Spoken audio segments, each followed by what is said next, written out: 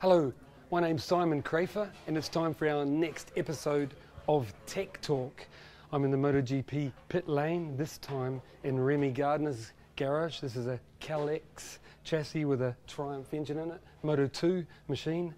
And the episode is about gearing and how teams adjust it. So imagine you're at a circuit you've never been to before, or a professional rider is. Because if you are at a circuit the team has even been at, they have enough data that they'll get the gearing really close. So we turn up to a new track, never been on. The first thing a rider will notice is if sixth gear is wrong, meaning down the back straight, you don't get to use sixth, you know, fifth revs out and then you're on the brakes, or just hook sixth and then back down, or sixth is going before the end of the straight, you know. So that's really easy, quick feedback to give to the mechanic. Then probably the second thing the rider will feel is the slow turns, because the slow turns are easier to get up to speed on, you know. The fast ones might take all day, they're a lot scarier, so build up. So finally, when you've got information on all, you come back in and say to the mechanic, right, for example, we're not using sixth gear or only just, we've got to pull the whole lot down a bit. But also, let's give an example of corners, you know, which take priority really. So say you're going into a corner and you use second gear, the rider goes in, changes, brakes, change down to second. It's really low gear, really high RPM, like a low gear. It backs in because it's like pulling on the handbrake on a car, too much engine brake. Get into the corner. It turns pretty good because you've got lots of engine brake, but in the middle of the corner, then the RPM's so high, the bike's peaky, meaning very sensitive on the throttle. That's all right, at least the rider can, if he wants to go a little bit wider, he can use a bit more throttle, go wider. If he wants to go tighter, he can reduce, and the engine brake will pull it back in. You get it turned up, go. The problem with the short gear, it'll run out on the limiter before you even get to the paint on the exit. So the next lap around, the rider will go, right, instead of second, we'll use third. So go into the corner, don't go down to second, go down to third, brake, not enough engine brake. So the front's pushing on the way in, the front's doing all the stopping, then get into the corner, let go the brake, the bike will run wide because there's not enough engine brake to hold it in. And on the throttle in the middle, you'll be able to make it run wide with a bit more throttle, but when you close it, it won't pull back in. Harder to hold a line. Get it turned, ready for the exit, go, and it won't be in that peak power range where the bike jumps, and that's what racing's all about. So the thing will go, and you've lost time. So, say we never got to use sixth, you'll come in and the crew chief will decide, right, let's make shorter gearing, so you use sixth, and that third gear for the corner will be in between and more in the range we want. So right now we've got an example here that it's 1540 on the bike, okay? It does 315 kilometers at the rev limiter in the sixth gear, and the swing arm length is just like the rider likes.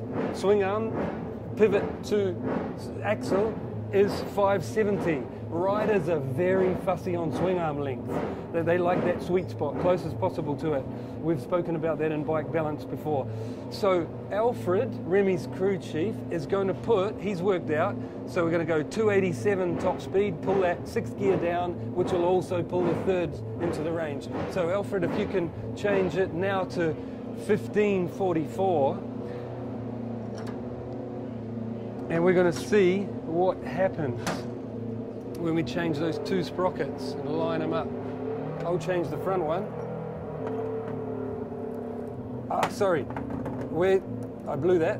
We're only changing the rear. Alfred growled at me. Don't let riders touch the bike. Okay, so look what happens. Swing arm length, it's gone from here to here. So you're talking 570 to 551 millimeters, and that's outside where the rider will like it. The speed is in the ballpark we want, but the swing arm length isn't. The other thing that happens is the bigger diameter sprocket changes the chain force, where the chain is pulling.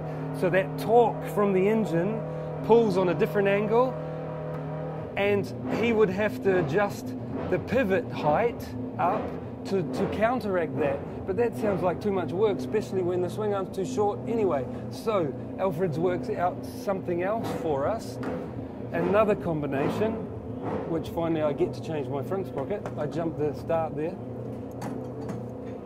change the front sprocket, and we pull that tight. Now look at this. This combination that Alfred's worked out here is again 287. Look, 287, which is what we're looking for. And it's a different combination front and rear, but we're close to the original sweet spot swing arm length, only 3 millimeters shorter. So the rider's not going to complain. The other thing is if it's shorter, not only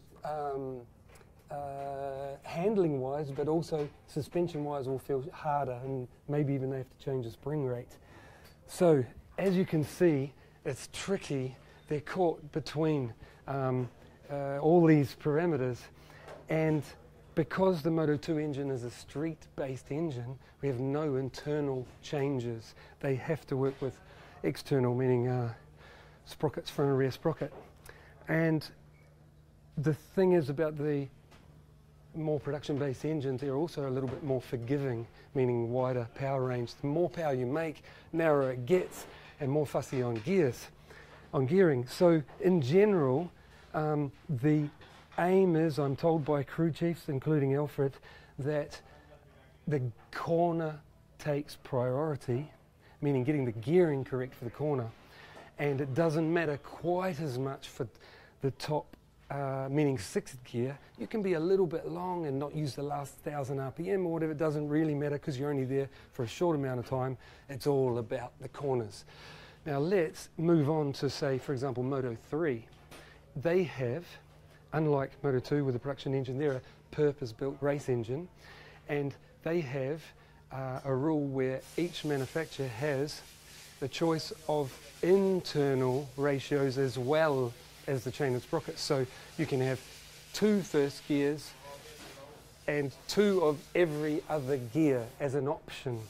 And this also makes it tricky because often crew chiefs tell me that you end up wanting one between, but freight costs a lot more. They're very heavy parts, real hard steel, and you add up all those gears and all those flights, and they're trying to keep the price down for the class. So they get 2 gears ratios and 3 primary drive ratios.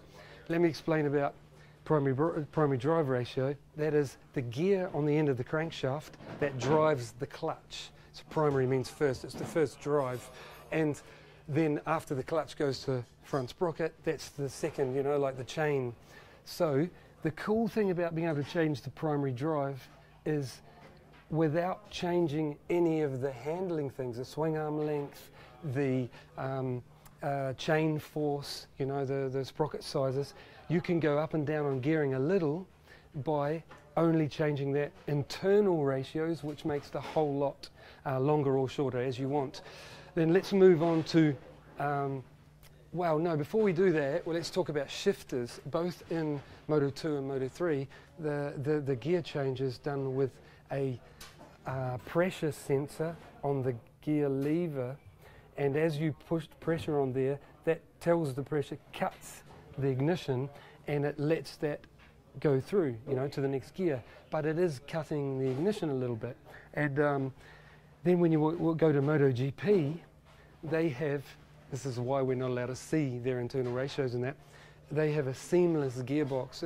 To me, it's beautiful technology.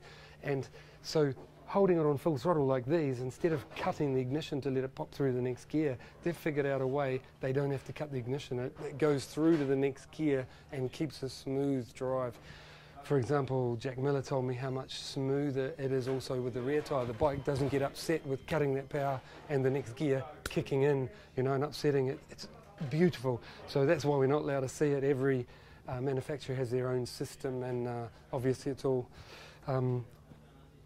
kept under wraps. So MotoGP has allowed 24 ratios for each gearbox. That's per rider, but from what I've found out, it's actually manufactured, because there's no point making ones for different riders. So, for example, each manufacturer for that year is allowed to choose 24 ratios of gears. You don't have to have 4 of each to make up, okay? You can have 3 firsts and 5 sixths, which is what I've been told a lot of manufacturers do. I don't know which one's which, but the reason for this is, if you think about it, if you can change sixths, you can shuffle all the rest to match. You know, for example, basically you can spread it all out easier by moving sixth up. You can bring first down. So you get more options. The other thing is MotoGP have 4 primary drives as well, so they can again keep that handling the same without changing anything externally. And yeah, that's it. 4 primary drive choices. But there's one more detail that helps in all this, and that's engine braking on MotoGP bikes is adjustable, meaning the computer guys can make the engine brake more or less when entering a corner, per corner, and by lean angle. So, because the bike knows where it is and what angle it is at, which is incredible, electronics. But that's a whole different subject. See you soon for the next Tech Talk.